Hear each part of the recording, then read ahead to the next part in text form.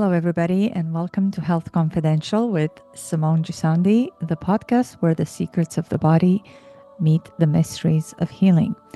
Each week, I explore the powerful world of holistic medicine, blending ancient wisdom and cutting edge science, conventional insight, and unconventional truths to decode some of the toughest cases and the most misunderstood conditions.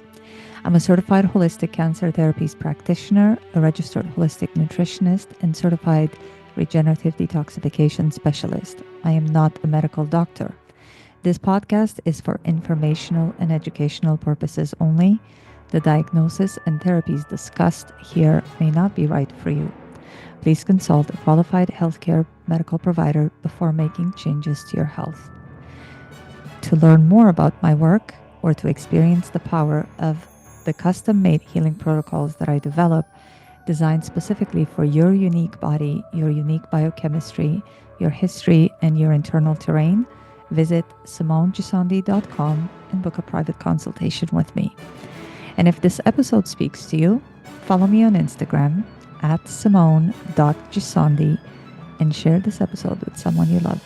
Thank you for listening, and welcome to today's episode of Health Confidential.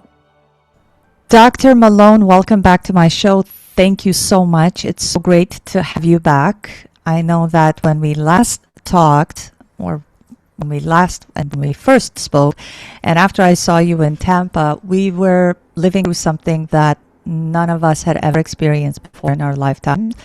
There was a lot of fear, uncertainty, enormous institutional pressure, and people were trying to make decisions in real time without much information at hand.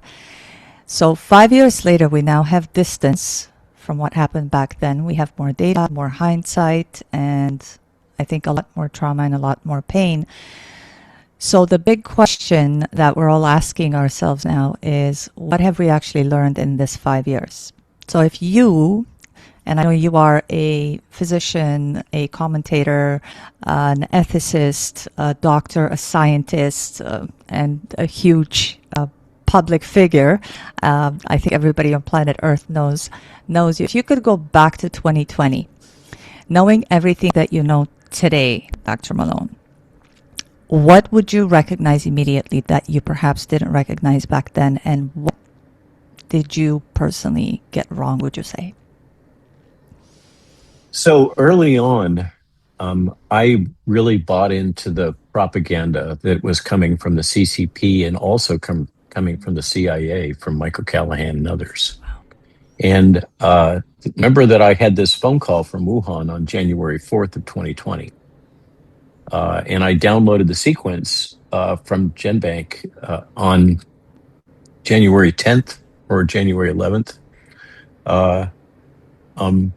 So I was right at the forefront. It's seemingly even more aware of this than the publicly available correspondence from Tony Fauci indicates he was aware. And that was because I had this CIA officer that I have co-published with in the past. I'm not CIA, never been employed by CIA, never been employed by DARPA, never done a DARPA contract, et cetera, but you can't be in the biodefense space without having contacts with the intelligence community.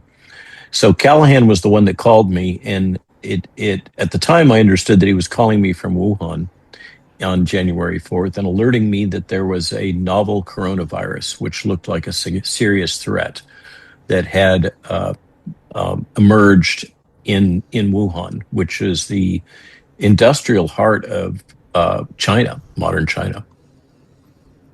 So I took at face value a number of what are now clearly the kindest thing we could say would be misleading statements. The less kind would be intentional propaganda to promote fear. Certainly on the part of the likes of Tony Fauci and Michael Callahan and many others in the United States. But also, if you roll back in time, there was clearly a concerted propaganda effort on the part of the CCP to promote fear in the West. of this virus. And that propaganda manifested as video seemingly of people dropping dead in the streets, bodies lying in the streets, uh, the rapid build out of a hospital, that was also propaganda. Uh, a whole bunch of video of Wuhan being completely shut down. Messaging from, I remember messaging from what appeared to be American expats in China talking about um, gowning and masking and what it took for them to get groceries for their children. They had a family there, and what it was like living in Wuhan at the time. Then we had the strange paradox that uh, in the Chinese New Year, which followed shortly thereafter,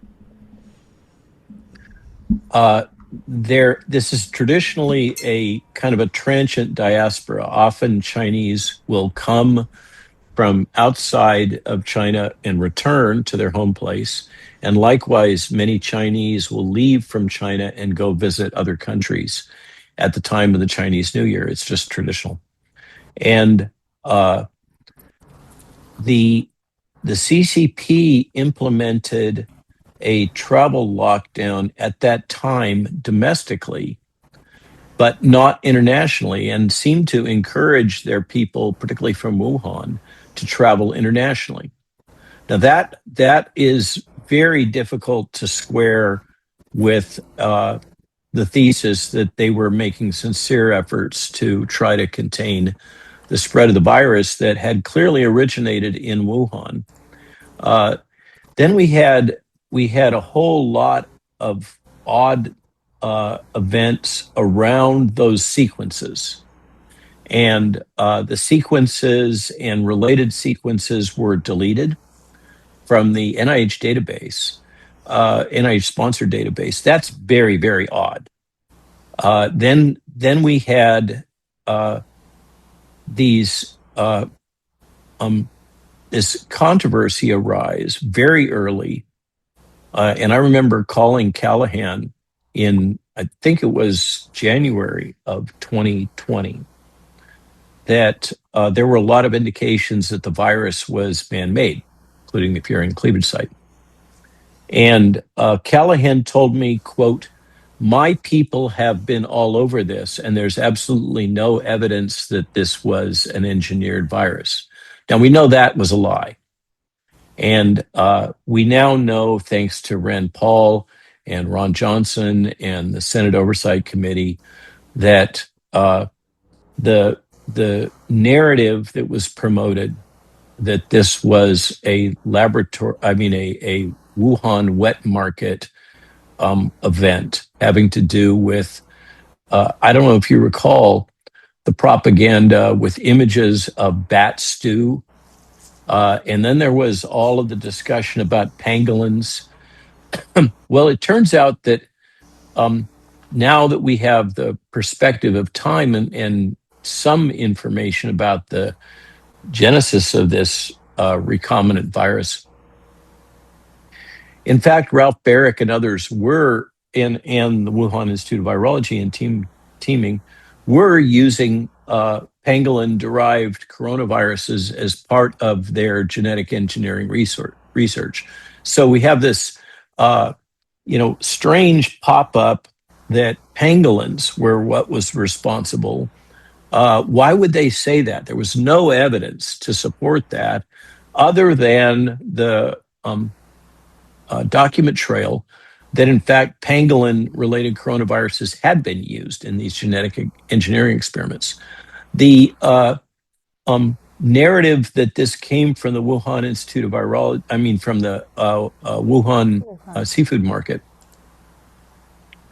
uh, overlooked the fact that the Wuhan seafood market is physically adjacent to the old Wuhan Institute of Virology. So there's this, we often saw the images of the modern Wuhan Institute of Virology, but in fact, these experiments happened at the old WIV.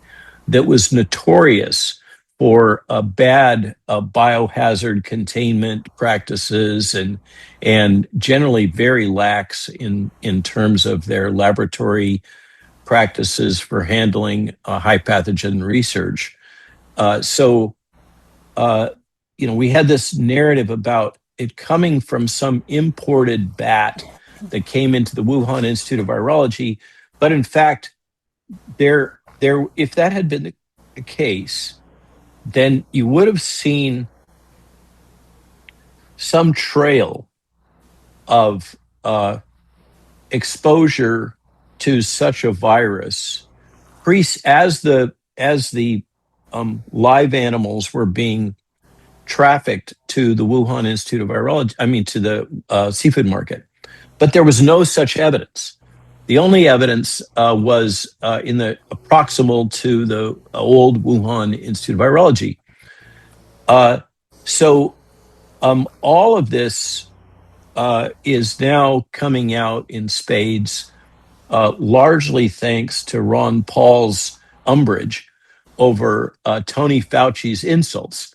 I mean, if you look back in time, the thing that pissed off Rand Paul and really fired him up was Tony Fauci defaming him from the stand and asserting that he was obsessed and not he wasn't a scientist and these kind of pejorative Tony Fauci knows and you shouldn't question him kind of narratives. Then we had the whole, just to kind of skim the surface, we had the suppression of, we had the emergence of physicians, frontline physicians, who were doing their best to treat the more severely harmed. Concurrently, we had these, what are now known to be very dysfunctional ventilator protocols that were imported from Wuhan by Michael Callahan. Okay. Michael Callahan is the one that brought that because he's an intensive care physician at Harvard. He's a full professor at Harvard in addition to being CIA. That's his cover. And so he spent a few weeks at Wuhan working with the CCP. Uh, um, he claims that he managed thousands of patients, but that's a lie. What he did was he was able to teleconference in and monitor what was happening at the main hospital in Wuhan, but he didn't really do frontline care. But what he did do was take these ventilator protocols that they were using and bring them to the United States. He also happened to be the one that managed the Diamond Princess situation. He was the one that designed the New York City tent hospital complex that never had hardly any patients in it, et cetera, et cetera. He was central to all of this, and no one will question him because he's CIA, so he's protected. His manager in all this was a guy named Robert Kadlec, who is currently in the administration in a senior biodefense role. But at the time, he was the assistant secretary for preparedness and response, so 3 down from the president. And Callahan was reporting to him. So there's all the signs and hallmarks, and it's coming out more and more that the intelligence community was deeply involved in this. The intelligence community and Defense Threat Reduction Agency, DITRA, not DARPA, were deeply involved in funding Wuhan Institute of Virology. Then we had these physicians, frontline physicians, that were just trying to come up with something better than the drug promoted by Tony Fauci, remdesivir, which got the nickname in the hospitals of "Run, Death is Near." Yes. And as you look back, the evidence basis for Tony Fauci's huge endorsement of remdesivir is not there. Okay. By the way, fun fact, Michael Callahan was the one that ran the Ebola trials on remdesivir in Africa that demonstrated how toxic this stuff was. But that, of course, was overlooked by Tony Fauci when he promoted that all of us should take this drug.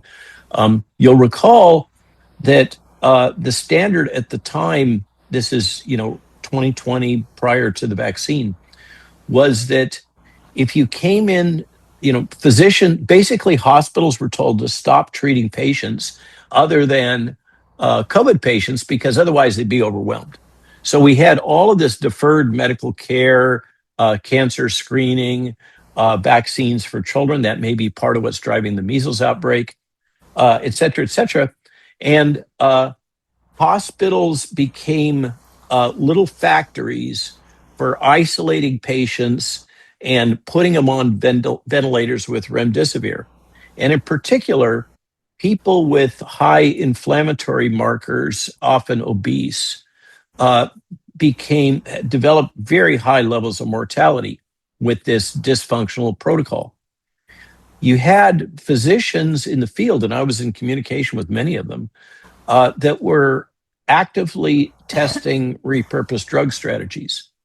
And these included hydroxychloroquine. Zev Zelenko is notable for his advocacy for that with the president. Uh, and of course, ivermectin. Notably, early on, Pierre Corey was asked by Ron Johnson to testify about what he was doing. And in his first testimony, what he was focusing on was the use of anti inflammatory steroids like dexamethasone for treatment of these patients. And that was all built around the thesis that the real thing that was killing people was not the viral infection, it was the inflammatory response of your body to the residual viral debris. And at first he was ridiculed, but then dexamethasone became standard of care. It got integrated. Uh, you had BARDA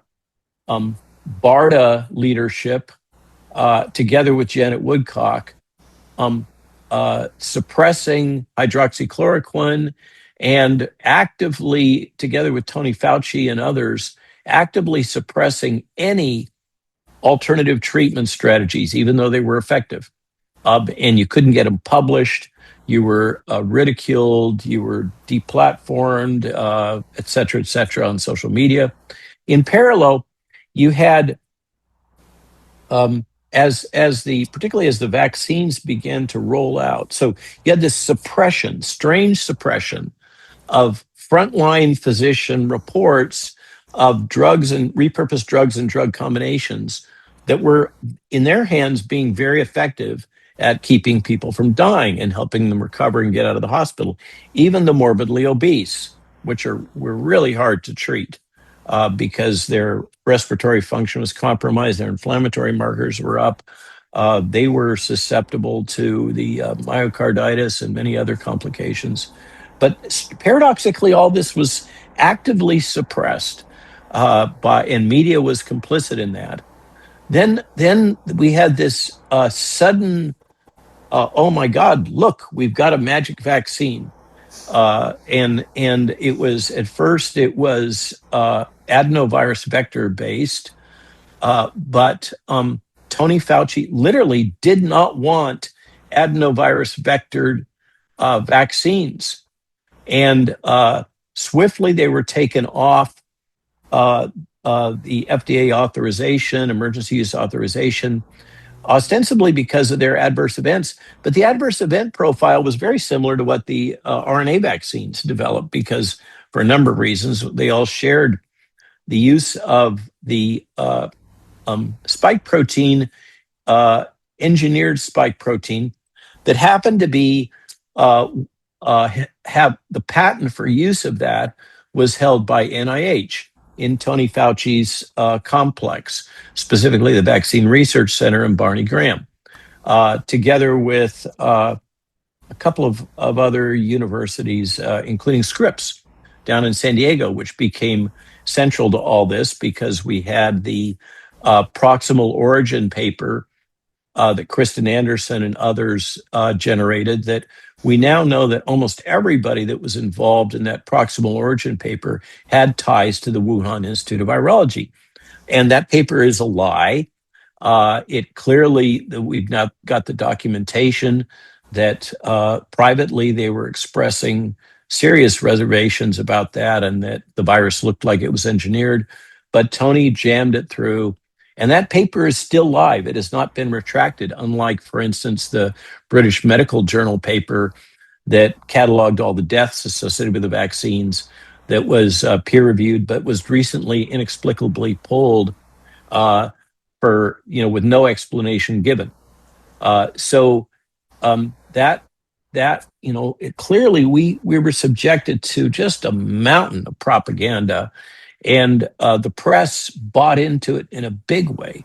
Then you had the rollout of this vaccine, and the messaging for that rollout was pre-tested, among other things, in a big Yale uh, blinded multi-arm study, clinical trial. I mean, in many ways more rigorous than the vaccine trials were, that tested different messaging strategies to get people to take the vaccine. So this is where the logic of nobody's safe until everybody is vaccinated, take the vaccine to protect grandmother, all of that messaging was pre-tested in a clinical trial at Yale. By the way, Yale never disclosed who funded that.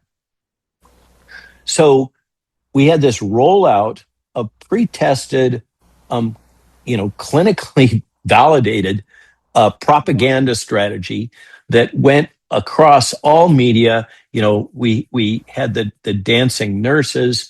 We had these videos with influential Hollywood types and New York stage types, and Stephen Colbert with the dancing syringes, and all of that propaganda. We had the efforts to create a cult of personality hero worship around Tony Fauci that was promoted by the federal government.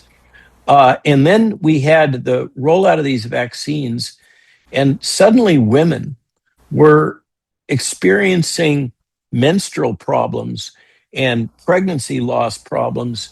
And they were forming Facebook groups to discuss what they were experiencing, many of them heartbreaking stories, and things like uh, young girls premenstrual passing decidual clots. Now, before this, as well as um, uh, menstruating women, adult women, uh, and abnormal bleeding, menstrual cycles that were totally whacked out.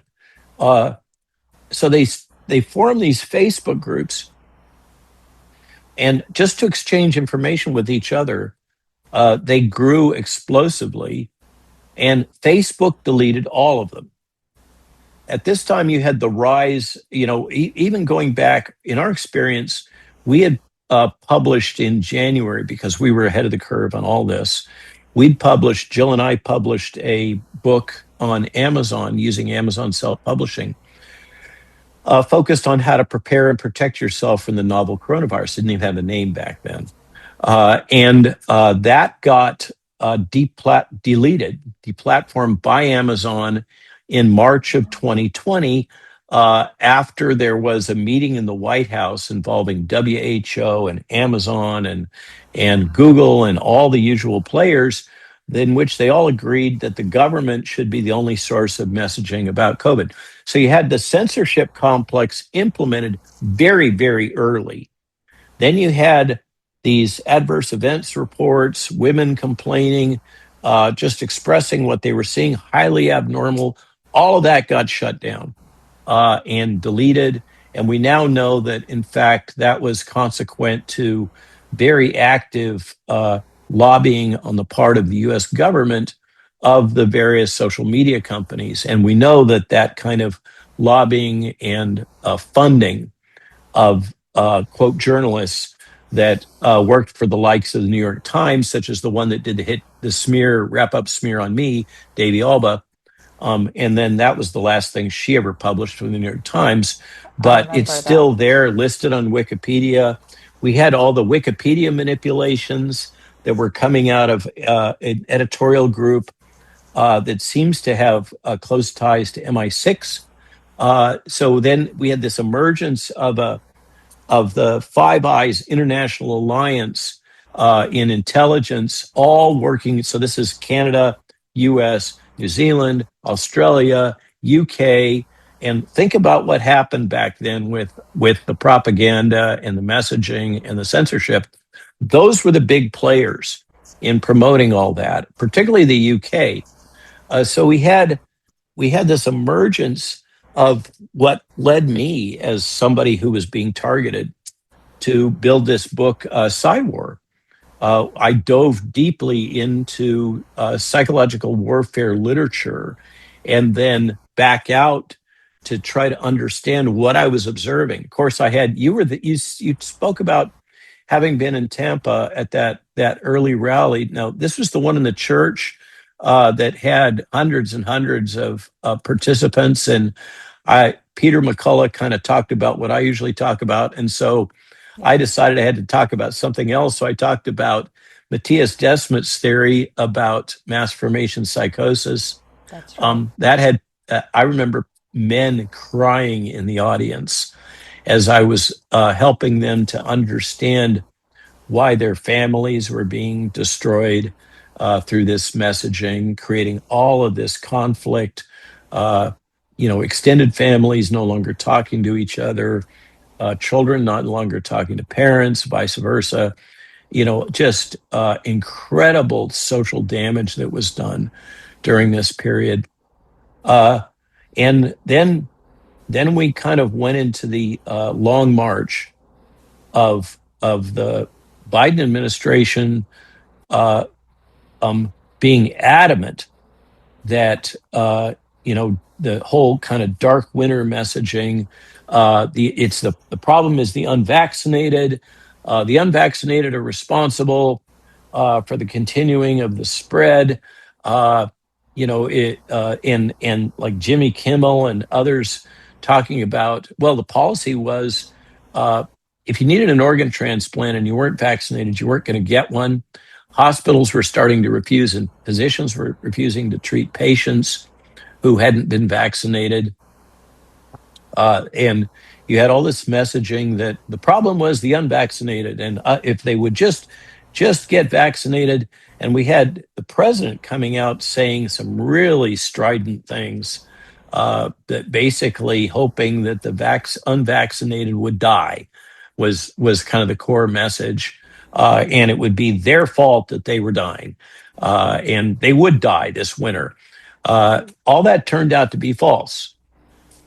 We had this series of waves of novel uh, viral variants that emerged that, as I predicted early on in his classic virology, when you have a new virus enter a population, they gradually became less pathogenic and more infectious. And this finally culminated. We had a bad one, and then it culminated in a strain that, and it was strange. These would just pop up, and there are people that do careful sequence analysis and evolutionary analysis that are of the opinion that these were introduced. They were engineered also and Oh, wow. introduced into the population. That is a thesis, but it's hard to track well enough to know whether these were evolved variants consequent to what I had predicted on Bannon and written in op-eds with Peter Navarro, that this universal vaccination strategy of everybody has to get the jab, even if you're not at high risk, because that data started coming out that the risk was not universal. Then it came out in part because of Jay Bhattacharya that the risk was grossly overstated. But now we know that Tony Fauci knew very early on that the risk of death was grossly overstated. And he was promoting directly, he was saying one thing in his diaries, that this was equivalent to a severe flu. And then he was testifying publicly in Congress that this was 10 times worse than that. And basically, we were all going to die if we didn't do anything.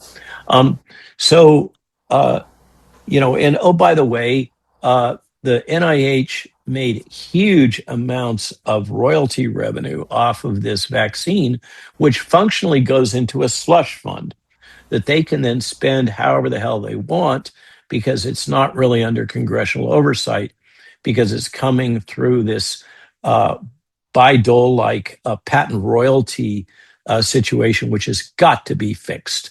And it's nice that everybody's focusing on Tony Fauci for good reason, but none of these hearings are focusing on the underlying problems that could be addressed with congressional action, because Congress never acts these days. They can't seem to tie their own shoelaces. So, so we have this kind of these waves coming, and Omicron hits, and I do this Laura Ingraham piece in which I say, look, it was Christmas time. I said, this is a Christmas present for all of us. I looked at the data coming out of South Africa, and I said, this is highly infectious. We're all going to get this, whether we're vaccinated or not. And it is low pathogenicity. And what it's going to give is all of us are going to develop natural immunity against COVID. And the risk and the incidence of disease is going to go down. In fact, that's what happened. So basically, I said this will function as if it was a live vaccine. And that's what happened. So was all of that driving these mutations? There's no way really to figure it out in retrospect, but it certainly looks like that might have been the case. Then we had this kind of long. We had the lockdowns, mandates. Then the Supreme Court said you couldn't mandate this for federal employees, but the likes of California and this LA school systems, et cetera, the school systems kept mandating it.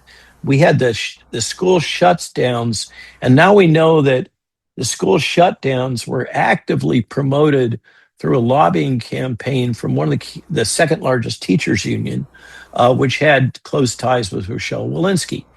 So it was this teachers union that was putting pressure on the White House and on the CDC to support the school shutdowns.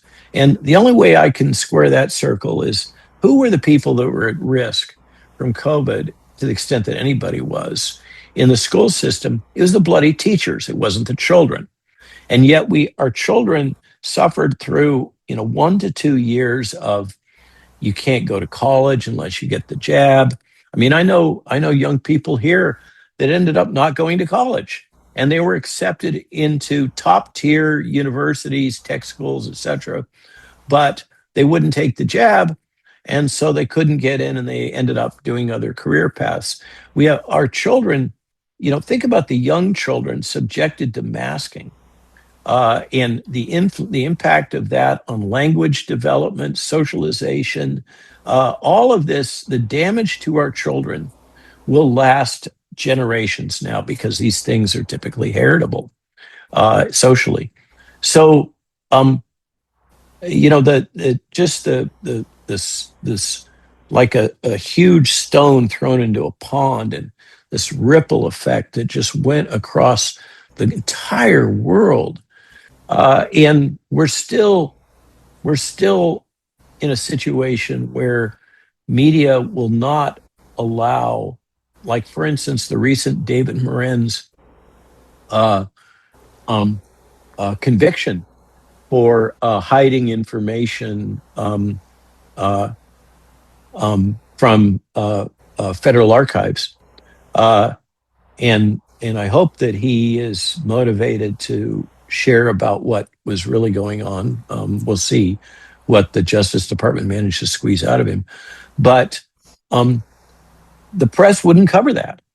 The press is absolutely complicit. Academia is complicit. The entire public health infrastructure is complicit. You remember those tickers running on CNN, and all of that messaging about the spread of the virus and the red zones spreading throughout the country. By the way, that graphic was kind of rolled out in a game that was developed having to do with pandemic spread, where you could tweak various parameters. Okay, and so that kind of imagery that we were all subjected to was actually piloted in an online game that had Wow. existed for a few years. But all of that messaging that we got about the incidence of the virus, the incidence of death and disease, uh, that was it was shared with us as if those are real numbers, largely coming out of Johns Hopkins, but they weren't. They were modeling. Okay. So that was all fake information that we were getting. It was modeling based lies. Okay. It was not actual data. So we were subjected to an enormous campaign of promoted fear. And then once we saw that, then during the pandemic years, the COVID years, we also had, remember, monkeypox. And monkeypox as an event was managed by the same character that ended up functionally running the CDC, Dmitry Dasilakis. He got kicked out early on during the period I was at the ACIP, but it came out that Dmitry was a huge advocate for the gay HIV community. And he was also tattooed to the hilt with satanic images. There was featured photo spreads of him in gay porn magazines. I mean, you Oh can't make my this stuff up. gosh. And this guy was the one that was running the monkeypox um, uh, response. He was the one that recommended that attenuated smallpox vaccines, which had never been tested for monkeypox, were not designed for monkeypox, would be administered he advocated to the entire country. Thank God that was rejected. And instead, they were administered to basically the gay population, which was spreading the monkeypox. Uh, then we had successive fear campaigns around a number of other viruses, notably bird flu during this period. And that finally got shut down by Secretary Kennedy, largely because Trump was getting blamed for the loss of the eggs and the price of eggs. And so Trump basically was like, enough of this stuff. And so that shut down the bird flu messaging. Then we've had hantavirus. It's just and now Ebola's back in the DRC, but that isn't gaining traction because the DRC outbreak is largely a consequence of the international competition over rare earth resources in the DRC between the CCP and the United States. And so we're on the hook here as having a role. I mean, it just goes on and on and on and on. And the corruption at the FDA, Peter Marks, his unwillingness to actually look at the data, all of the special um, uh, um, programs having to do with emergency use authorization, the indemnification of Pfizer and Moderna that can't be sued, uh, the special programs set up to compensate those that are damaged by the vaccines, of which hardly any has been able to be compensated, and it's all been nickel and dime. Suppression of any recognition of those that are vaccine damaged. It just, you ask what's the arc of this. Um, I don't have a copy of The Lies My Government Told Me, which was our first book, but Yes. it's kind of been validated a little bit. And then we had uh, Jim Erdman disclosing that Tony Fauci was in there manipulating the CIA and appointing members, including Daszak, no, Barrick, and I think it's also Anderson that are on the CIA committee that evaluated the origins of the virus. So it's like a great big circle jerk. And it just Tony Fauci has made enormous amounts of money off of this. NIH has made enormous amounts of money. UPenn, oh, there was another, my personal favorite, was the awarding of the Nobel Prize to Kariko and Weissman for pseudouridine, and partially justified by the Nobel Prize Committee because this would promote better uptake of the vaccines worldwide. getting the imprimatur of the Nobel Prize Committee on this, but pseudouridine is probably part of the problem. It looks like they're discarding the use of pseudouridine in these new cancer vaccine strategies. It has been such a shit show. The grifting is enormous, and that leads to the title of the book that's almost finished right now, which is called The Grift, that looks at the grifting associated with the modeling, and that's basically what we have experienced is the consequences of decades of organic development of a system for utilizing fear to extract wealth and power from the populace. And it has become very refined. In many ways, it really gained traction during AIDS. It has emerged from the capabilities and technologies, psychological warfare, in other words, that were developed in the 60s and then in the 70s by the CIA and the FBI in response to things like the anti-war movement, the Indian uprising and protests, the tree huggers and the anti-nukes and all of that, all that together with this learned experience of and the birth of an entire industry, not just the propaganda, industrial propaganda complex and censorship complex, uh, but also this biodefense industry that has generated enormous amounts of profit off of developing medical countermeasures. And I own it. I was part of that. Starting after the anthrax attacks. The anthrax attacks were another one that Yes. kind of built this infrastructure. And now, everybody wants to focus on Tony, Tony, Tony, Tony. I get so many hits about Tony Fauci. Talk to me about Tony Fauci. I'm like, God, I'm tired of talking about Tony Fauci. So But am he's a gift that keeps on giving. It's good for Substack subscriptions, I guess, and podcasts.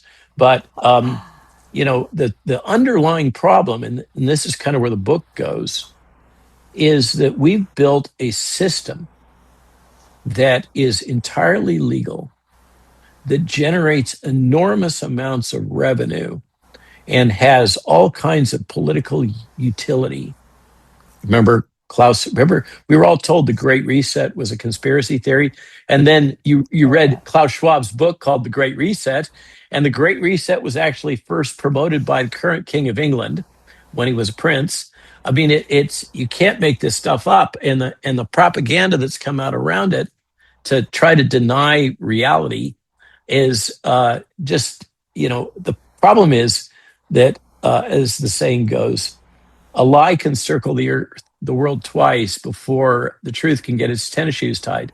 And that's kind of what's happened is we've had these massively propagated lies. And one of the core questions everybody ought to ask themselves is who has the power to coordinate global messaging like this? And there are only two answers to my after my analysis and discussing this with many people, because this messaging was coordinated. We've now learned that the disinformation dozen, which is actually 13 in the United States, was promoted by a propaganda organization. The director of that is about to get extradited back to the UK, and had ties with the David Cameron administration back in the UK. So this was really another arm of British propaganda being deployed on the United States. Wow. But for instance, when I went early on to Italy to speak about we were only allowed in the Italian Senate, were prohibited from saying anything about the vaccines. We could talk about, in the Italian Senate, we testified about early treatment options. And leading Italian press ran this storyline about how we were the disinformation dozen. We weren't saying anything about the vaccines, but that didn't matter. And by the way, there was, as I recall, only 10 of us. So apparently a dozen in Italy is 10. But the point is that it was totally irrational and it was coordinated. It was the same exact messaging that the Center for Countering Digital Hate and Imran Khan were promoting in the United States based on UK propaganda. So the question you should all ask is what organizational capabilities exist that could coordinate global, uh, truly disinformation, propaganda promoted for political purposes? And I only know of two, and that is the CCP and the CIA. And the So, CCP has actively continued to promote that this was a natural origin. It had nothing to do with the lab, of but course. the evidence is overwhelming. But the WHO ran an investigation, and almost everybody involved in that investigation of the WIV were Chinese, linked to the CCP. So, now we learn that the WHO is totally compromised. And the other person busy making book and all this was Bill Gates, who was promoting, operating his kind of uh, venture capital, uh, what do they call it, venture philanthropy. Uh, Philanthropy. where he's promoting the fear. He's talking about how great he is. He's preventing pandemics. He's helping world health. But out the back door, he's busy investing in the companies that subsequently gained huge amounts of value, like Moderna, with the launch of the mRNA vaccines, that the development of those RNA vaccines. In the messaging, you hear Tony Fauci kind of, oh, it's only about March, where they're talking to the president and socializing that this is happening, et cetera, et cetera. In January, they had already launched the development of the vaccine at the NIH Vaccine Research Center based on the patent that they held from before, that Barney Frank held. So the conspiracy theorists talking about how this was pre-baked, and advancing other agendas that had been developed long before, and Chris Martenson, and following the patent trail issues and all that, that's real. Well, And there's still no reconciliation or accountability for what's gone on. It's hadn't they just like, also hadn't they is I also was, ran this through John Hopkins in 2019 before they launched it in yeah, you're October? talking about Event 201. Yes. So they Johns Hopkins is a spook shop. That organization that sponsored that, with Tom Inglesby, I think, that is a CIA spook shop, and it's long known for that. It's kind of their academic arm for uh, pandemic preparedness and the biodefense industry. And it's fascinating how many people have come out of Johns Hopkins and been promoted into positions of power within this administration, including Overton, who's now nominated to be FDA commissioner, and prior to that, Mark Macri, who was FDA commissioner. I mean, it, it, um, it is, for me. It's just, um, I try not to think about it too hard because I could get really depressed. It is depressing. And yeah, But so you asked me to cover that stuff. There's a quick overview. there's a very quick overview. But Dr. Malone, so you are one of the most brilliant minds of our times. And of course, you were at the forefront of this, especially because they clearly reached out to you right at the beginning when they were going to launch this.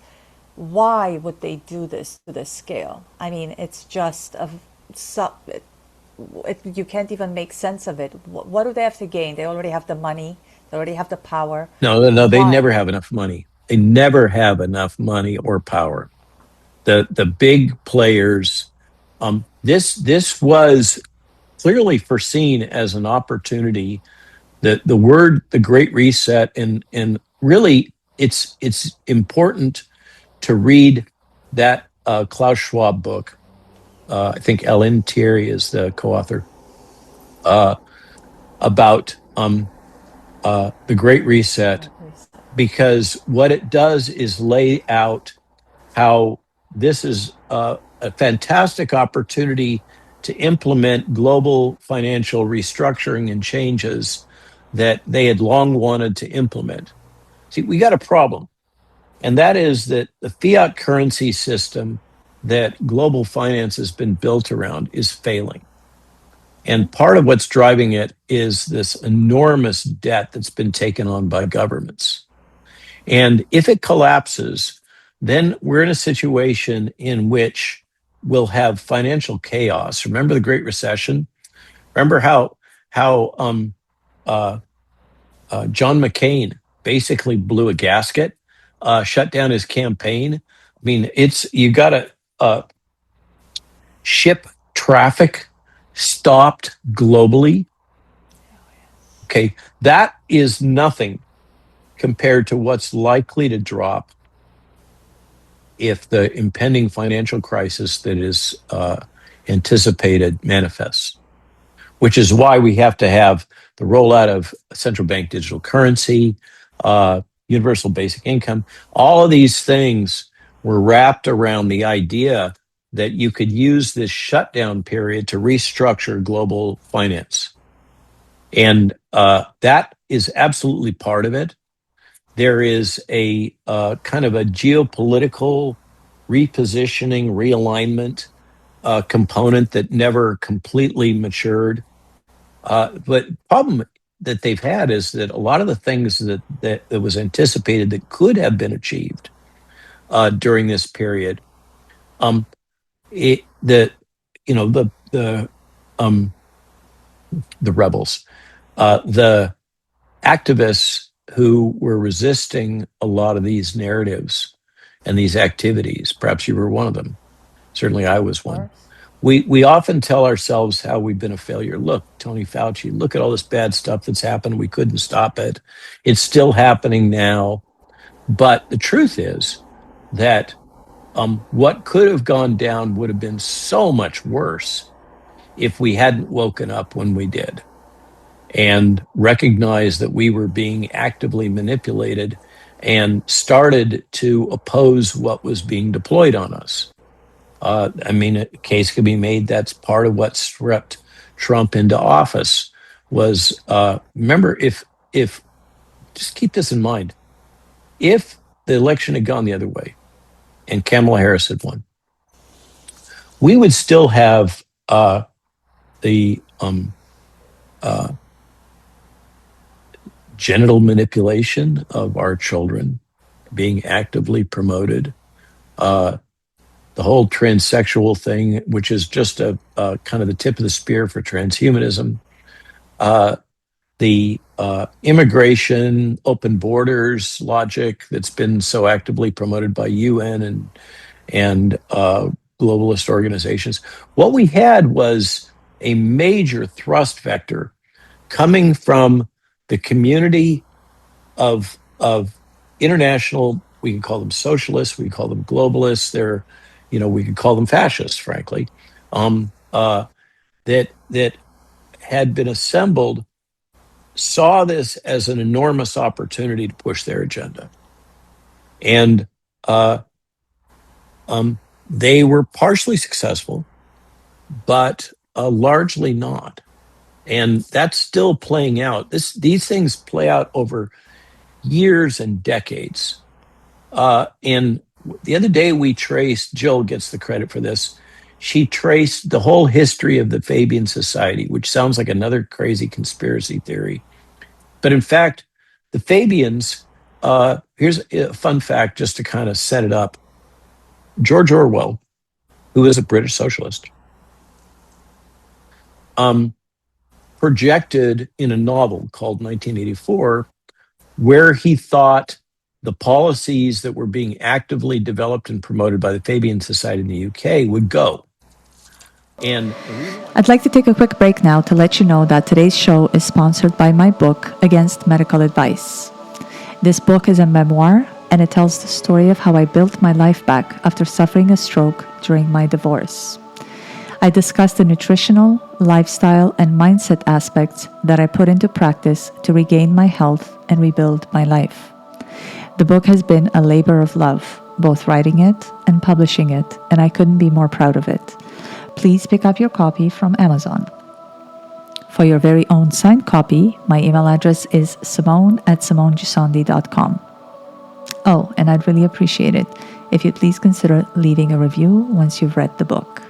And now, back to the show. And the reason why he chose the date 1984 is that exactly 100 years after the founding of the Fabian Society. And the Fabian Society set up a policy, a program for a long march to convert society, starting with British society, to socialism.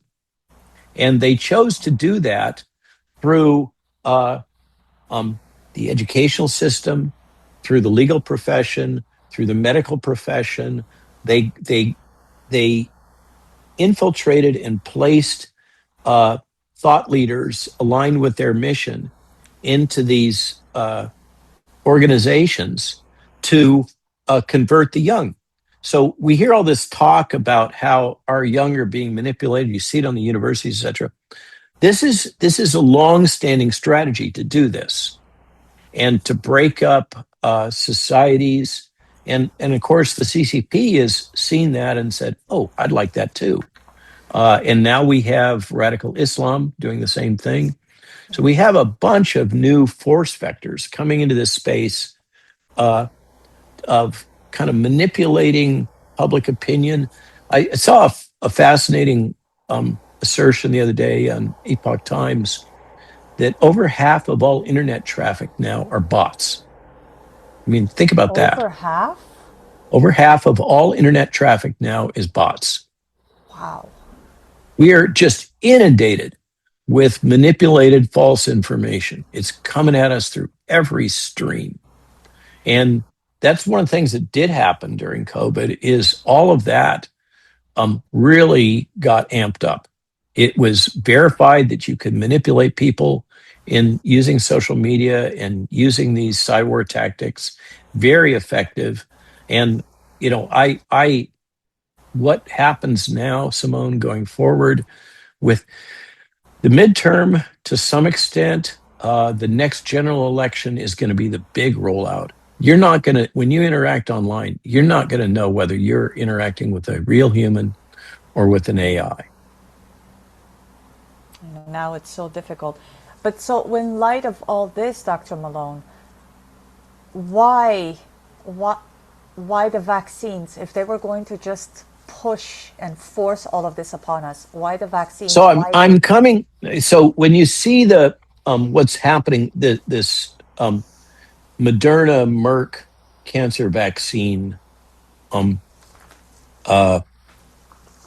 Just for the audience, you wrote about this on Substack. I want them to go and read what you wrote about this because I. Well, thanks. Yeah. So Malone.news. So this pushing of the mRNA platform, yes, is something that has been actively promoted by NIH and by the U.S. government, and by DARPA and DITRA, and it was rolled out in a WHO conference very early in 2020 with Margaret Liu, who used to work for Merck and was trained by David Baltimore. For the insiders, they'll recognize the lineage. So Margaret Liu chaired a committee at WHO that made the case that if we can only get RNA vaccines distributed into the population, then number one, we will be able to overcome the fear of implementing a gene therapy based product into the general population. Because normally, you know, for instance, throughout Europe, they're so resistant to GMOs. And yet, in the face of the fear of COVID, they all were running to get their jabs with basically a genetic vaccine. Okay, so number one, if they could get the mRNA technology implemented globally, then you would overcome the fear of genetic manipulation because everybody would be accepting it because of the Oh, fear of the virus. That's number one. Number two, the pharmaceutical industry faces a problem. They're running out of what they call druggable targets. That's become harder and harder and harder to come up with new products. And the vaccine space is enormously profitable, but dominated by legacy products that are largely developed in the 60s and 70s. And they're based on old school technology, manufacturing in eggs, recombinant proteins that, produced from yeast or bacteria or even uh, um, cells from caterpillars. Okay, so this kind of old school manufacturing technology has led to a cluster of vaccines that are legacy products that are functionally little monopolies, incredibly profitable for GSK, Merck, et cetera, because of course everybody has to take their vaccine. And the government, for instance, through the Vaccines for Children program in the United States, they buy in bulk. They then mandate through their policies uptake. The government handles the distribution, and the government does the marketing. So it's just a perfect cash cow. And this is in perpetuity because they never change the schedule. They only add new stuff on it. That's why we ended up with so many vaccines. And so this space is enormously profitable, but it's become very difficult to bring new products into this space. And a lot of these old manufacturing technologies are antiquated, inefficient. And so the logic was, as promoted by Chan at WHO and then adopted globally, if they could only get the platform formulation into enough people to demonstrate safety, and it was essential that they demonstrated safety. So that's why we have this reinforcement of safe, safe, safe and effective. These vaccines safe are and safe. This is all effective. safe. Any data that says they're not safe has to be suppressed, deleted, ridiculed, blah blah blah, because it is a global priority that the platform be demonstrated to be acceptably safe, and that the likes of you and I and everybody that's listening accepts that it's safe. Because then, once you had that, for the companies that had that safety database, of which there's essentially two, right? Moderna and BioNTech Pfizer. So they hold those data. That means that GSK can't use those data. There's Pfizer's data and there's Moderna's data. So GSK is locked out. And so are all the other vaccine developers and manufacturers. They're locked out of this space through a functional monopolistic situation having to do with safety data. So the companies that hold this safety data, the decision has been, and this is also accepted by the FDA, that so long as you keep the basic formulation the same, you can swap out the RNA sequence, okay, because it's just RNA. So the toxicity associated with the formulation is already validated. The toxicity associated with the pseudouridine containing RNA is validated. And so the package is assumed to be safe because, hey, it's been in billions of arms and no major safety signals, right? Well, that's a lie, but that's the promoted lie. And then this allows very, very rapid development of new products, which the thesis is that is promoted by the Bill Gates Foundation and so many others. The thesis is that we are under a huge risk. It's kind of like the climate change narrative. We are under an existential risk as a species of the emergence of novel infectious disease. And there's a tie-in. Okay, the emergence of novel infectious disease is being promoted by climate change that's causing environmental disruption, that's causing bats and others to circulate so that humans are being exposed to pathogens that they wouldn't be exposed to, that are hidden, lurking in the rainforest. So we have all this risk, and mosquitoes are spreading. They're going north because it's warmer, and blah, blah, blah, blah, blah. So you should all be very afraid, because you're all going to die unless we find some way to save you.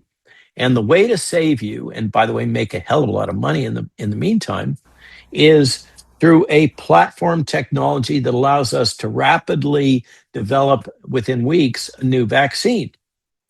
Okay, so this is the holy grail of pharmaceutical vaccinology.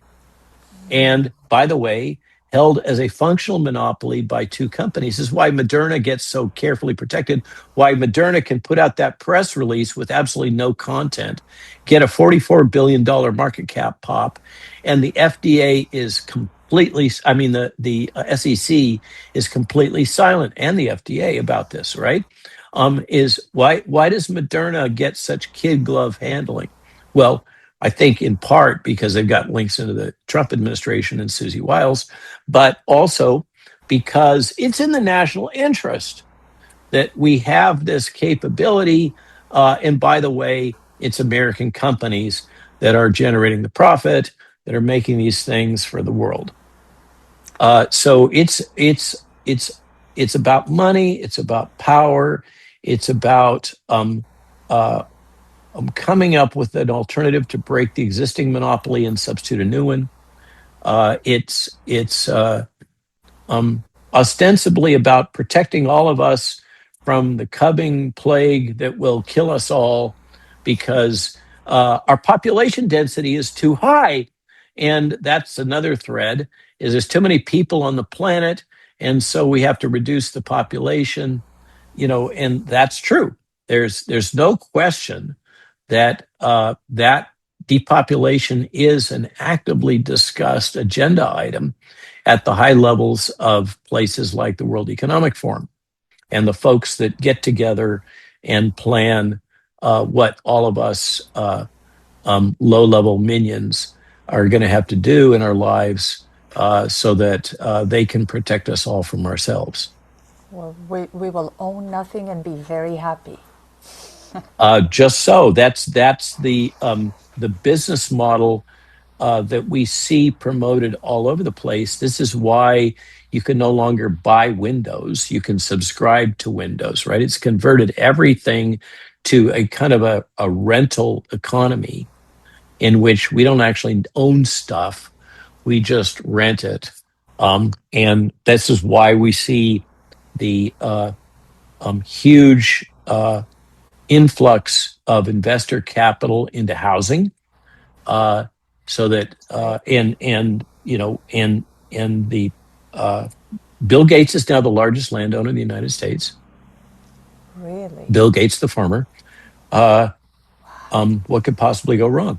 That's what we're dealing with, is the thrust of a global money. And as I like to say, once upon a time, we're talking about the likes of BlackRock, Yes. And Vanguard, and Bank of America, and these very, very large corporate interests. By the way, BlackRock was basically created by Obama during the Great Recession, because they got the contract, BlackRock did, to distribute the TARP funds. And so what they did was that, of course, they needed to manage those TARP funds and make sure they were being appropriately used and spent. And so they insisted that they had audit rights for any of the companies that would get the TARP funds, and the companies that contracted for those companies. So BlackRock basically leveraged that to create a massive database on all economic transactions globally. And that's what they've done. And then they exploit that to make investment decisions, to guide other third-party investors, to manage their funds, et cetera, and what's not to like. So we have these, way I like to phrase it to kind of make it something you can wrap your head around. And I'm going to use some of the language of Karl Marx, so forgive me for that. We have the idea of surplus capital, that the libertarian logic is that from the Austrian School of Economics, is that the only wealth comes from the application of human labor and ingenuity on the environment. That's the only real source of wealth. And then we have taxation on that wealth and all kinds of derivatives that feed off of that wealth. But that's how wealth is generated, true wealth. And in this transaction through corporatism, through capitalism, you end up with laborers producing more wealth than they're being compensated for. So that's surplus value. Okay. So that capital that's generated historically stayed domestic. It typically stayed with the nation state from whence it originated. And so you end up with capital that is coming from the United States and US labor that's getting invested back into the United States to build Detroit and Silicon Valley and other capabilities and infrastructure. Okay. So that was kind of the old school way. But then capital under the new, post Bill Clinton and the logic that we didn't have to actually make stuff anymore. We could just all become financial managers of the globe. What happened was that capital became disconnected from its roots, from the nation state, and you had the formation of these very, very large global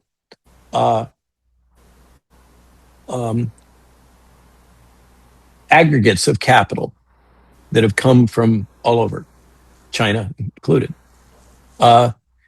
through our retirement funds and investment funds and all these kinds of things. They all got aggregated, and they became decoupled from the nation state from which they came, and the capital basically circulates the globe looking for return on investment. And it's no longer has any particular interest in the people from whence it came. And so the outcome of all this is you end up with the likes of Larry Fink being more powerful than the president of the United States. Oh, wow. You end up with these large pools of capital. And of course, another major pool of capital has to do with petro. And so you have the rise of Qatar, which is now the wealthiest nation state in the world and actively promotes radical Islam and has just recently formed an alliance with Pakistan and Turkey. Okay, so you have the emergence of these new power centers, the BRICS alliance, et cetera. And the United States is kind of playing a little bit, I'm sorry to say it, a little bit of an end game now, particularly with Trump, but in general. We are the new Rome, but like Rome, we're experiencing the consequences of the world transforming into a post-imperial environment where the United States, we had this brief period after the collapse of the USSR where we were just the sole superpower, globally dominant. And then we had the rise of these different organizations and structures and interest groups that challenged the United States hegemony. CCP being notable, Russia being another one, Middle East, a bloc being another one. And so we're moving into a multilateral world in which, I mean, if there's a lesson from the Iran war right now that we're in the middle of over the Strait of Hormuz, it's that um, Donald Trump came to terms with the fact that the United States couldn't just bomb Iran into oblivion. Iran is too strong. We can't win this war with our resources, and so we're going to have to find some sort of exit, which is what's happening right now. And what that is, if you unpack it, is an acknowledgement that the United States is not the big dog that it thought it was. And we're going to have to operate increasingly in a multilateral, very complex environment.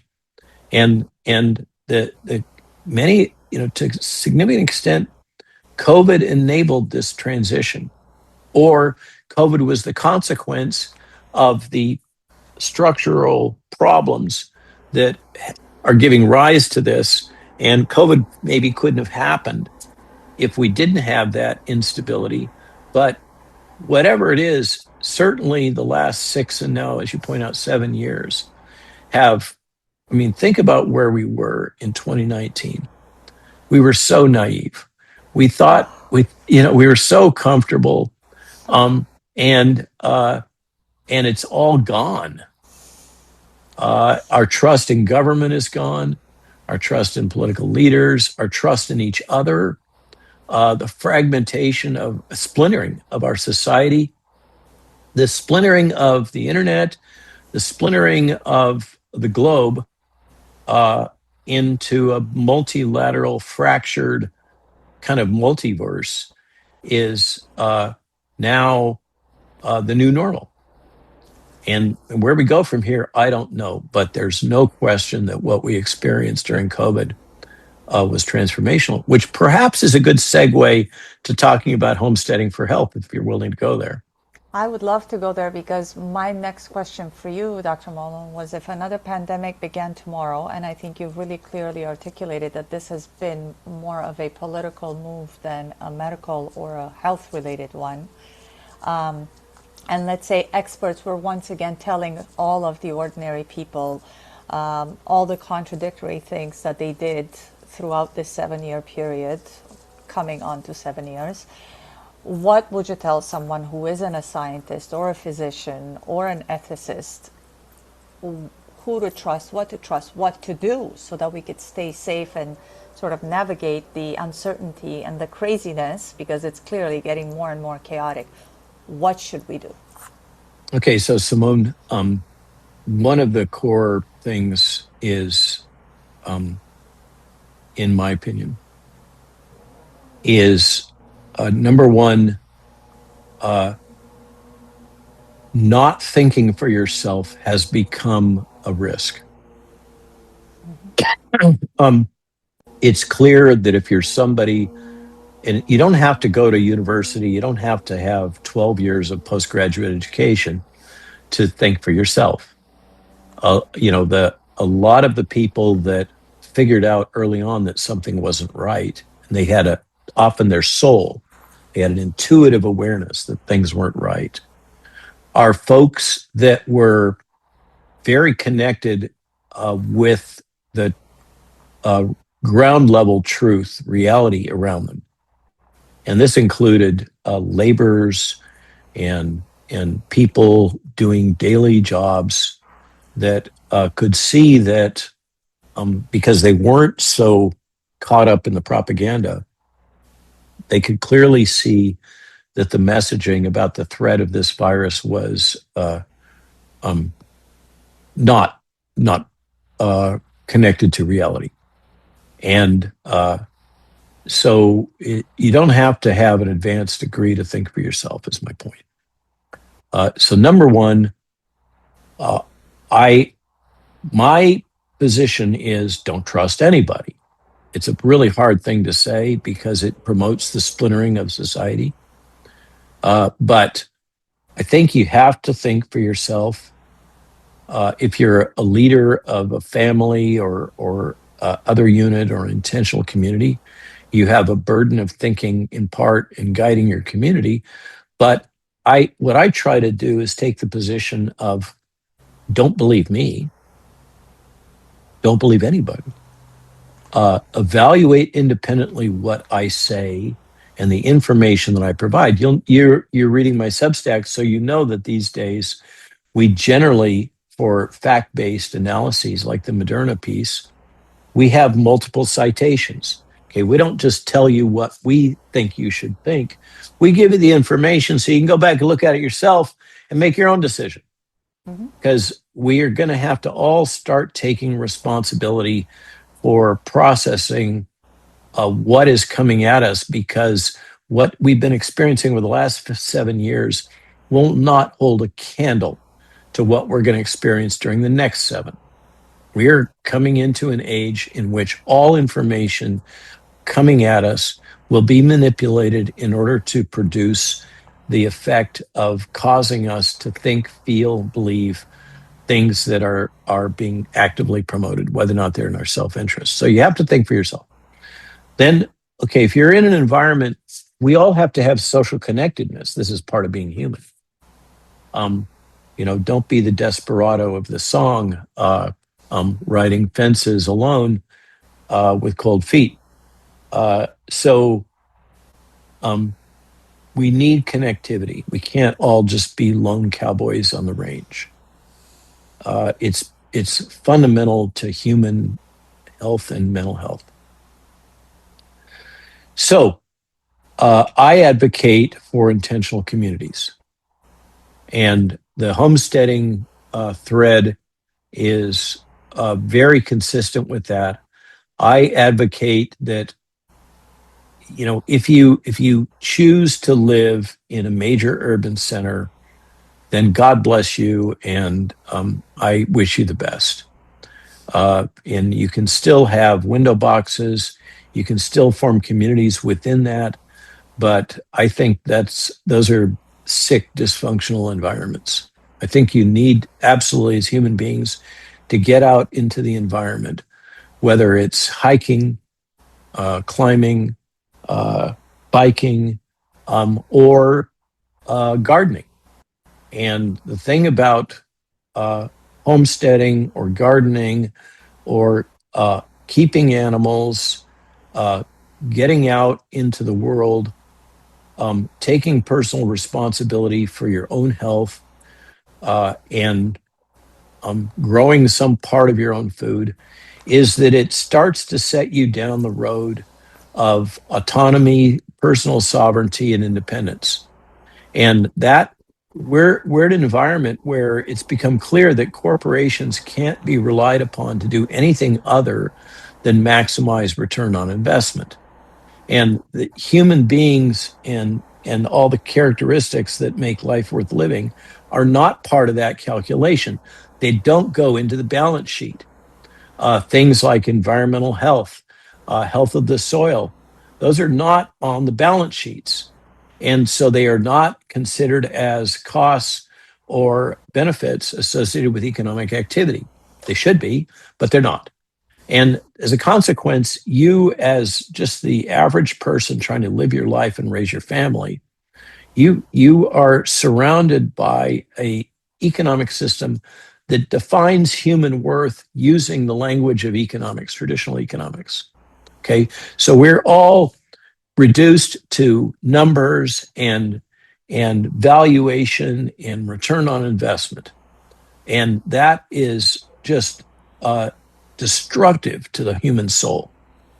And that gets to the world projected by Orwell and Aldous Huxley in Brave New World, where we're constantly we're in an incredibly dehumanizing, totalitarian environment. I was talking to somebody the other day who's moving from the United States down to Argentina and previously lived in Mexico, but grew up in California, went to UC Davis, and she's joining her kids in Buenos Aires. They're not very happy there. It's not a particularly nice city, but they cannot stand being in the United States because it is so highly regulated.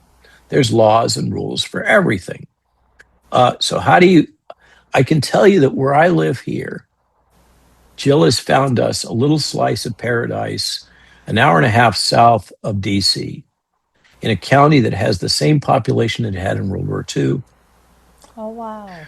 We cultivate 40 acres. We own 30, and maybe it's more closer to 50 acres that we cultivate. But we produce a rare breed of horse that has high value that we can sell. We have raised garden beds. We've also converted it into a little bit of a botanical garden. And we're creating our own little bit of paradise here with fences around the edge, surrounded by neighbors who are conservative, who don't want to get in our business, with a county that is governed by a bunch of old Lutheran farmers that originally settled this, and they don't want it growing. They keep Walmart out. And they're keeping the data centers out. The counties on both sides of us are exploding, and data centers are everywhere. But here we've got a little backwater that is protected, and there is all kinds of land like this: Southern Virginia, Tennessee, uh, Ohio. Um, Ohio has a whole uh, Appalachian aspect to it that people overlook. There are a lot of places in the United States, and of course, the traditional quote flyover states that have deep loam soil, what's left of it, uh, and you can really grow things. Uh, and there is a lot of land where, if you're willing to accept that you won't make the big salary that you make by living in the urban centers, but you also don't have the taxes and the expenses of living in those urban centers. So it's a trade-off. The big salary looks really nice. Oh, I can buy my Lexus. But it comes at a price. The price is your mental health, your freedom, and all the expenses that come along with that. You think you're making more money, but then it comes in and it goes right back out again. So Taxes. yeah, taxes and everything else. New Jersey residents hate this, but um, that's that's the choice you have to make, and you can break away and start to build a place for you and your family to raise your kids or whatever, that is a lot more healthy psychologically and allows you the space to take what you want from civilization, but also not have to be subjected to all the pressures of the modern bicoastal elite environment. Yeah. And it's a choice. You can live more simply and more responsibly at an individual level, and have more sovereignty and control. And I think end up with more control of your soul. And the problem is, if you're going to live like that, and Galt's Gulch, this is a reference to Ayn Rand's Atlas Shrugged, if you're going to create your own Galt's Gulch, which is what we've done here, you will go mad if you don't have community. You will end up a Ted Kaczynski. And you don't want to do that. So how do you build community? Well, communities of faith is the traditional answer, but there are many other ways to build community. And I think that that's the solution. And it's the solution that these strange splinter religious communities that we often denigrate, called the Amish and Mennonite, have come to. And they are thriving. They're growing like crazy. They're raising large families. They are self-reliant. They don't go to war. They don't take vaccines. They take care of each other, and they're thriving. And now I'm not having, because we used to be in the draft horse world, we've had some real significant interactions with Amish and Mennonites over time, and they are not perfect people. There's a lot of darkness that happens in those communities. You still have the problems, as fundamental human problems of some leaders will abuse power, and there's there's problems with prostitution. There's problems with drug abuse. A lot of the things, you think that it's this idyllic little community and they're all wearing little bonnets and handmade clothes. It's not paradise, but they're making it work and they're solving problems that are really difficult to solve. Barter economies don't work beyond a certain size.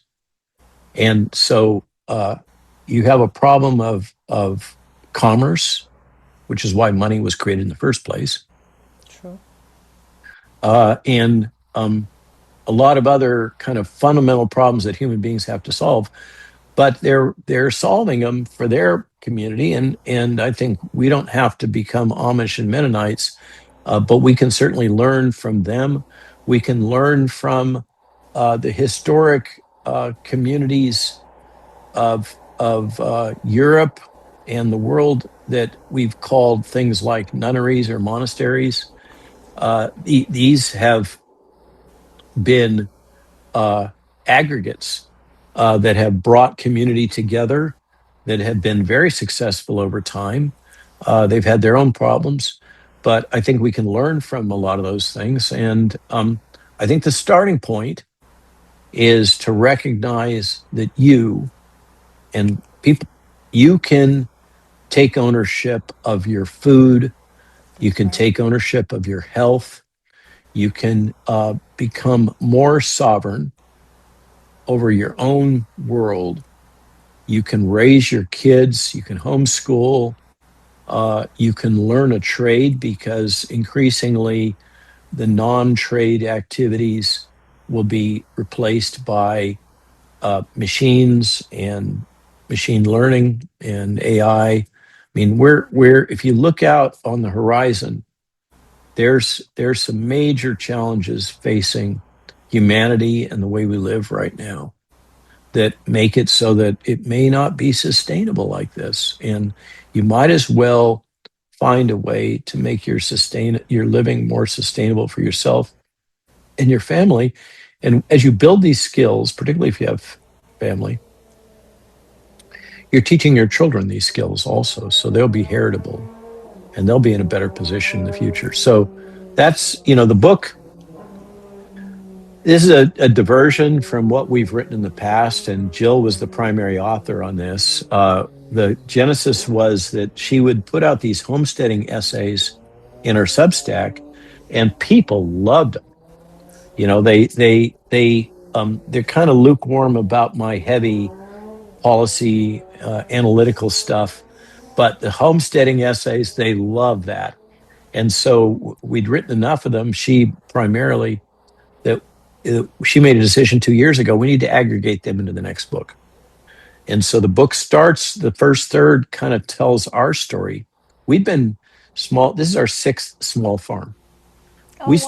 I started off as a carpenter and a farmhand before I ever became a physician and a scientist. The idea of going to school and taking all this stupid education and then going into academia and et cetera was all to get enough money so I could buy land, so we could buy land. Very smart. And now we finally achieved that. And so we talk about that journey. The middle part talks about some real practical, and we made a lot of mistakes, which we talk about openly in the book so that people can make different mistakes. And The learn middle from part, yours, of course. yeah, learn and hopefully avoid making our mistakes, and then they make their mistakes instead. The middle part is more practical soil health. What is regenerative farming? What breeds of animals, if you're going to get into animal husbandry, different types of chickens, starting off with chickens, the benefits of chickens, cows, pigs, goats, different breeds, what to think about, thinking about how to generate a profit on your farm. What are you going to do for cash flow? All those kinds of things, the practicals of how do you get your house set up, and kitchen things, and store food storage and canning and all of this.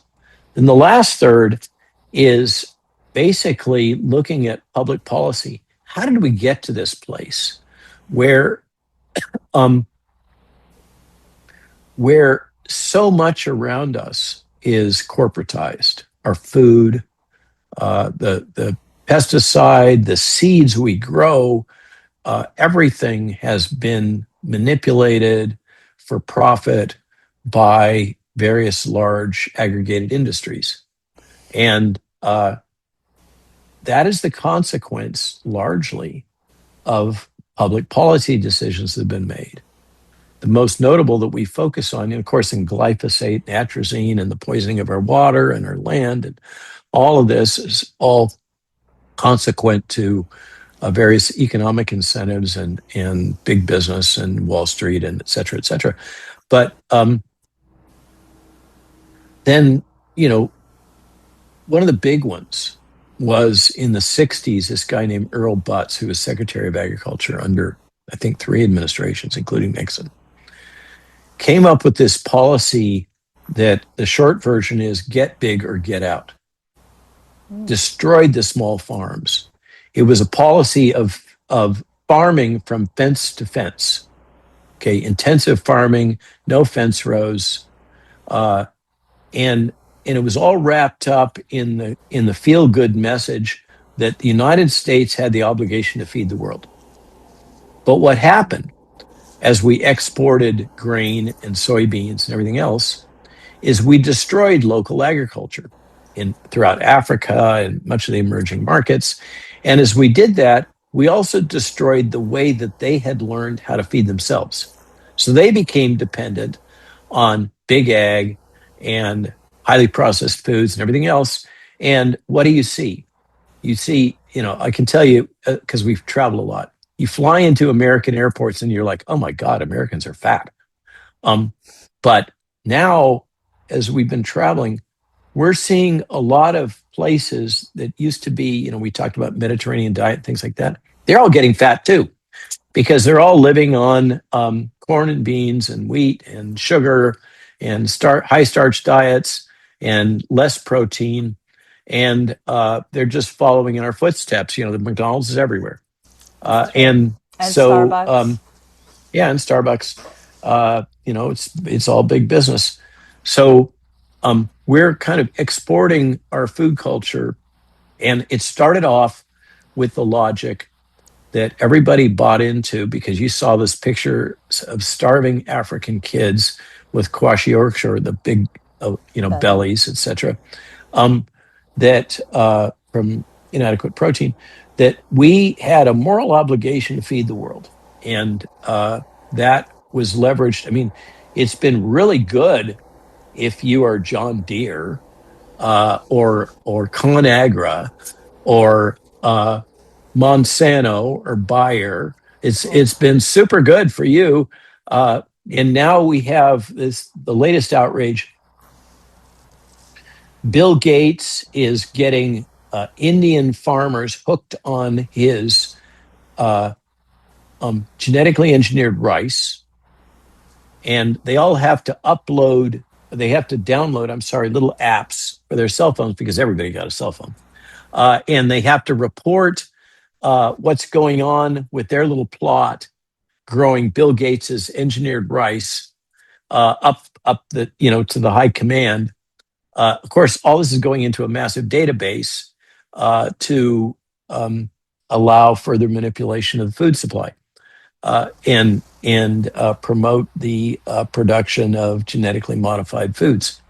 So that's where we're at. We're down to the level of basically Indian peasants being forced into a kind of a classic peasant system, where they are providing their labor to Bill Gates and large industrial interests. And that all started in the 60s. Another fun fact, coming out of World War II, because the government had this problem of feeding not just the troops offshore, but Americans. They had promoted this practice of victory gardens. And there was victory gardens in Manhattan, in the parks. Okay. Central Park had victory gardens. The amount of produce that people were producing was enormous.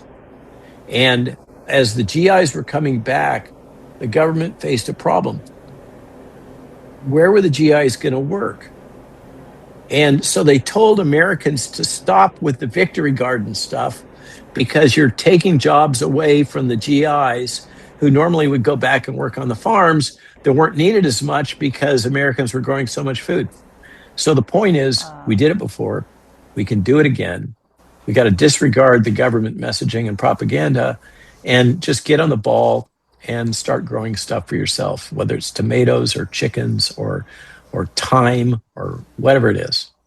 Or sprouts or anything. I have a sprout. I'm looking at it right now. Dr. Malone, The, yep. for everybody to know, where can we get your book? It's being carried by a lot of different publishers. The easiest is Amazon, and Okay. you can only get the audiobook through Amazon. But it's, the general answer is wherever good books are sold. Okay. And there's various, Barnes and Noble and other online booksellers now. It's not just in the stores. It's selling great. People love the illustrations that Jill put in there. Their comments are it's very uplifting. It's well written. So thank you for helping us to promote it. But in general, it's got about 100 reviews right now on Amazon. It's only been out for a couple of weeks. Every single one of them is 5-star. People like the book, which is really nice. It's super nice for Jill because she's a woman author, and often she gets overlooked because of Dr. Robert Malone. But it's validating for her, and it's good for everybody. It's really a positive message. So you can get it at a lot of different places. And then our ongoing writing, which includes homesteading stuff, can be found at malone.news. And we are always commenting. Jill and I both share one X account, which is RW Malone MD, or at RW Malone MD. So you can find us there too. So for those of you that are listening, the woman Jill that he's referring to is his wonderful wife. I actually communicated with Dr. Jill when I first reached out to try to have you on my show back the first time that I interviewed you. So everybody can find the book on Amazon or any other book retailer. I'll put it in the show notes.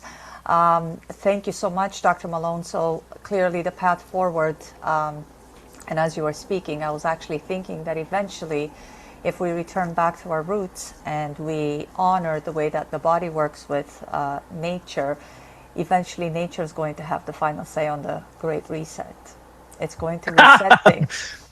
Lovely close. I thank you for that. It's perfect. Eventually, nature is going to really show us who's boss. I really believe Nature and the divine, let's say. So Absolutely. I think the big message is hang on to your soul. Don't compromise yourself or your children, and be true to your heart. Absolutely. Thank you so much that's such an amazing message. And thank you so much for explaining how everything unfolded since the beginning of this whole thing. I think the rug was definitely pulled from under our feet. A lot of us had much like what you said. I remember I was in Hawaii in 2019. It was just, life was great. I was on the beach. It was beautiful. I was enjoying Maui. And then all of a sudden life just took a very sharp turn. Maui really took it hard because they shut that down really hard, and so many people were dependent on her tourism. Yeah, and then subsequent to that, what they did in Lahaina. We all remember that. Yep. So thank you so much, Dr. Malone. I will reach out so that we can have many more conversations, especially more surrounding the homesteading, and perhaps your lovely wife can join us so that she can give some great advice to the audience. Super. I think she'd love it. And thank you for having me on, Simone. Of course. Thank you so much, Dr. Malone. Until next time, thank you everybody for tuning in, and we will speak to you, Dr. Malone, again. Bye-bye. Bye-bye. Thank you so much for joining me on Health Confidential, where healing is more than just symptom relief. It's a return to the body's original blueprint, guided by truth, intuition, and cellular intelligence. If today's episode resonated with you, please share it with someone who needs to hear it. And follow me on Instagram at Simone.Gisondi for daily insights, behind the scenes wisdom, and holistic inspiration. To explore working with me and to get your own custom made healing protocol, visit SimoneGisondi.com and book your private consultation to start working together. Remember, your body is sacred, your intuition is gold, and healing is your birthright. I'm Simone Gisondi, and this has been Health Confidential. See you in the next episode.